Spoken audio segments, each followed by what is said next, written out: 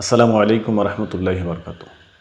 কারবালা নফস এবং রুহের যুদ্ধ। কারবালার রক্ত ছিল বাহ্যিক আর আত্মত্যাগ ছিল আধ্যাত্মিক।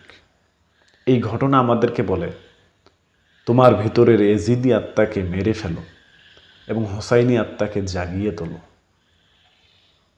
তাহলে এ কথা কেন বলা হলো? নফস এবং রুহের যুদ্ধ। কারবালার যে যুদ্ধ সংগঠিত হলো, সেখানে এজিদ বাহিনীর যে সৈন্য ছিল, তাদের মধ্যে হাফেজে কোরআন ছিল, মুফতি ছিল, মুহাদ্দিস ছিল, কোরআন জানতো, হাদিস জানতো, কিন্তু মানত না। যদি মানত, তাহলে কোরআন শরীফের সুরার 23 নম্বর আয়াত জানার পরেও কারবালার যুদ্ধে ইমাম হুসাইন রাদিয়াল্লাহু তাআলা সহ ওনার পরিবারের লোকজনকে শহীদ করতে পারত না। কেন?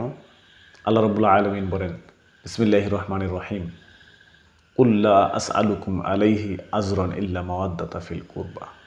হে হাবিব, আপনি তাদেরকে বলেন, আপনি যে তাদেরকে ইসলামের পথে নিয়ে আসছেন, দ্বীনের পথে নিয়ে আসছেন, ইমানদার বানিয়েছেন, মুসলমান বানিয়েছেন, এর জন্য কোনো আজরি মজুরি বিনিময় চাচ্ছেন না। একটু জিনিস চান, সেটি হচ্ছে আপনার পরিবারের ভালোবাসা। তাহলে এই আয়াতকে অস্বীকার করে, এই আয়াতকে জানার পরেও কিভাবে সেখানে এই কারবালার যুদ্ধ সংগঠিত হতে পারে? তার মানে বোঝা যাচ্ছে নফসের খায়েশ। এই জন্যই নফস এবং রুহের যুদ্ধ। আসসালামু আলাইকুম রহমতুল্লাহ।